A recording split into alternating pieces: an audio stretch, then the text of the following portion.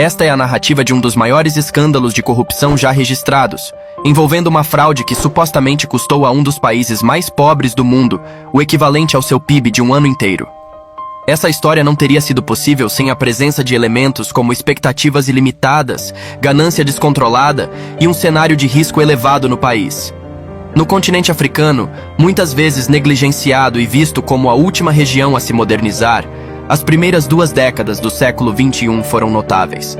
A pobreza começou a diminuir significativamente, e muitas economias africanas começaram a prosperar.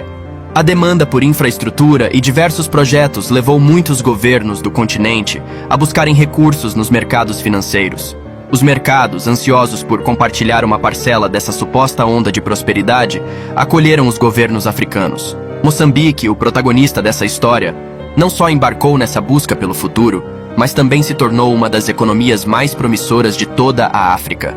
Reformas institucionais, investimento estrangeiro, turismo e a descoberta de grandes reservas de gás na bacia do rio Ruvuma, na costa norte de Moçambique, próxima à Tanzânia, pintavam um quadro promissor para o país. Durante os primeiros 10 anos deste século, a economia de Moçambique registrou um crescimento anual de aproximadamente 7%. Isso ocorreu antes da exploração de uma das maiores reservas naturais de gás descobertas no mundo. Em 2010, o tamanho da economia moçambicana era de cerca de 10 bilhões de dólares. As projeções do FMI indicavam que, até 2021, esse valor ultrapassaria os 30 bilhões de dólares e alcançaria 75 bilhões de dólares até 2025. Essa evolução era colossal, embora o país ainda fosse considerado muito pobre. No entanto, a realidade se mostrou totalmente diferente. Em 2021, a economia de Moçambique era inferior a 16 bilhões de dólares. Embora haja expectativas de melhoria, os números ainda ficaram muito aquém das previsões iniciais. Mesmo nos últimos anos, a trajetória de Moçambique tem sido notavelmente distante das expectativas. Em vez de boas notícias, o país enfrentou um calote, um severo ajuste orçamentário e uma fuga de capitais. A questão que intriga a todos é: por quê? O que aconteceu repentinamente para que a realidade fosse tão diferente da projeção inicial? Bem, queridos amigos, a explicação mais simples está relacionada a um problema financeiro, uma manobra que levou a economia do país a enfrentar um terrível pesadelo. Assiste esse vídeo atentamente. Era o ano de 2010, um período promissor para Moçambique. A economia do país estava em ascensão e as reservas de gás prometiam lucros inimagináveis. Contudo, nesse mesmo ano, uma série de reuniões e acordos ocorreram, moldando o futuro do país por mais de uma década. Executivos da Privinvest, uma conhecida construtora naval franco-libanesa, em conjunto com representantes do banco suíço Credit Suisse e altos funcionários do governo, apresentou uma proposta de negócio. Naquele momento, os mercados financeiros estavam interessados nos altos rendimentos dos títulos africanos, e Moçambique estava prestes a explorar suas vastas reservas de hidrocarbonetos. Por que esperar? O país poderia emitir uma grande quantidade de dívida para financiar o desenvolvimento de novos setores produtivos, afinal o gás natural logo traria lucros significativos, e assim foi feito. Nessa empreitada, também entrou o banco russo VTB, que se engajou em criar uma gigantesca indústria pesqueira em Moçambique. No entanto, o problema surgiu quando os interesses do próprio país não foram adequadamente considerados. Nos 3 anos seguintes, o governo de Moçambique criou 3 empresas públicas: Ematum, Mozambique Asset Management e Proíndicos. Para surpresa de muitos, os 2 principais acionistas ou proprietários diretos das empresas de pesca eram o Ministério da Defesa e o Serviço de Inteligência e Segurança de Moçambique. Essas empresas foram formadas entre 2013 e 2014, e o banco suíço Credit Suisse e o russo VTB organizaram uma rodada de financiamento para viabilizar esses projetos, totalizando pouco mais de 2 bilhões de dólares. Essa quantia pode parecer insignificante, mas representou quase 15% de todo o PIB do país e mais de 20% de toda a dívida externa, tudo em apenas 3 operações. Cerca da metade desse valor consistia em títulos vendidos no mercado internacional, com rendimento de 8,5%, o que os tornou um enorme sucesso, com a demanda superando a oferta várias vezes. Esses títulos ficaram conhecidos como Tuna Bonds, os agora infames títulos de Atum. No entanto, a realidade cruel é que tudo isso era uma grande artimanha para explorar um dos países mais pobres do mundo. Por exemplo, As partes envolvidas aproveitaram o interesse crescente em investimentos na África para realizar essa operação bizarra. Os dois bancos que intermediaram o negócio lucraram cerca de 200 milhões de dólares em taxas e comissões, o que representa quase 10% de todo o financiamento, uma proporção totalmente desproporcional. Além disso, os prospectos e estudos de viabilidade apresentados eram pura ficção. Por exemplo, para os investidores internacionais foi dito que Moçambique pescava cerca de 200 mil toneladas de atum por ano.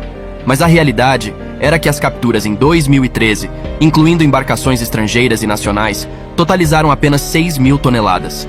Além disso, as estimativas de receita foram baseadas na venda de atum por mais de 10 mil dólares por tonelada, um preço totalmente irreal no mercado atacadista.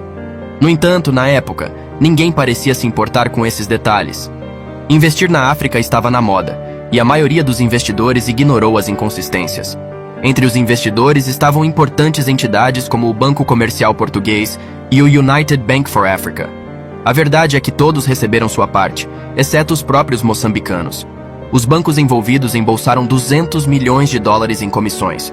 Os militares utilizaram a maior parte dos fundos obtidos não para adquirir barcos de pesca, mas sim barcos militares e equipamentos.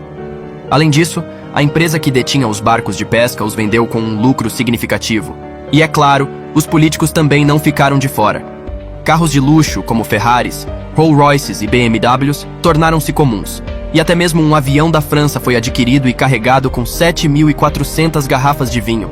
Essa farra envolveu enormes quantias de dinheiro.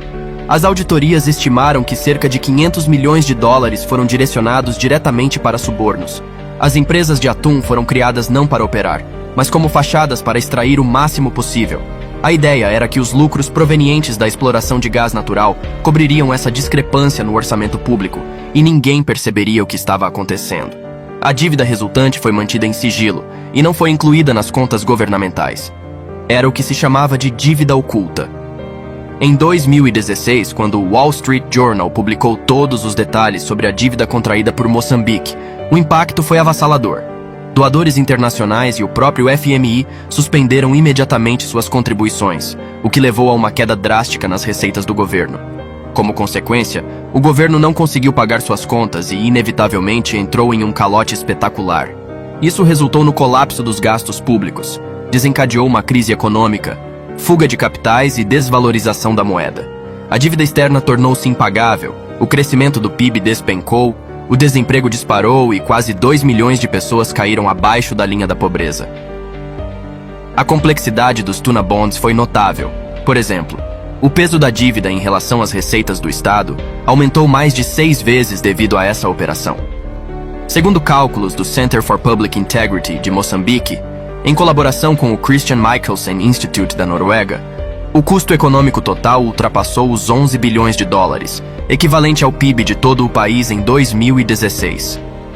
Esse desastre atingiu Moçambique por anos e também se tornou um novo pesadelo para o Credit Suisse, um banco que já estava envolvido em outros escândalos, como o da Archegos Capital.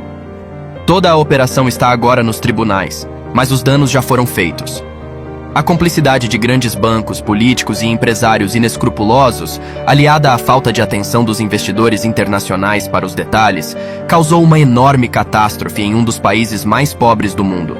O presidente de Moçambique, Filipe Nyusi, está enfrentando alegações de que aceitou pagamentos ilegais no escândalo dos Tuna Bonds, títulos de atum.